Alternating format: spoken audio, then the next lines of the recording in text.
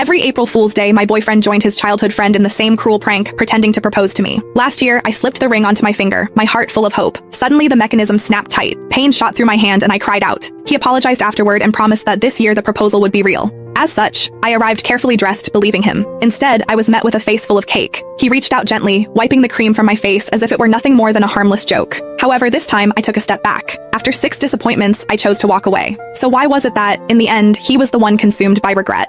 Every year on April Fool's Day, my boyfriend would team up with his childhood best friend to pull the same prank on me. He would pretend to propose. Last year, the two of them laughed like it was the funniest thing in the world, even though my fingers were almost crushed in the process. Later, he apologized and swore that this year would be different. This year, the proposal would be real. As such, when he called me again, sounding urgent and telling me to come to the place where we had our very first date, I believed him. I curled my hair, got my nails done, and spent extra time perfecting my makeup. I picked out a brand new outfit and even drafted the announcement post I was going to share once everything became official. However, the second I stepped through the door, smiling and full of excitement, a thick slab of cake cream slammed straight into my face. Laughter burst out from among the crowd and a girl's voice rang out, bright and smug. I told you Whitney can't take a joke, someone else said. You insisted on calling her. Now look at what's happened. Sylvia huffed and sat on the couch. The mood shifted instantly. The way everyone looked at me turned cold. She was the only girl in their group, the one everyone spoiled. As long as she was unhappy, everyone would rush to comfort her, Nolan included. The first time I met her, she organized a game of truth or dare. When other people got dared, it was just something a little embarrassing. However, when it was my turn, they asked me to do something way out of line in front of everyone. All I said was that it was too much and I did not like it. Sylvia's eyes immediately turned red and she ran out of the room. Everyone ran after her, Nolan too. The welcome party that was supposed to be for me ended with me sitting there alone. He never said anything about it afterward, but from that day on, he never brought me to their gatherings again unless Sylvia said it was okay. Then Nolan looked at me, his brows pulled tight. Whitney, apologize to Sylvia. Before, I would have swallowed everything. I would have forced a smile, apologized, and explained myself just to fit in, just so Nolan would not look bad in front of his friends. I probably would not have even waited for him to ask.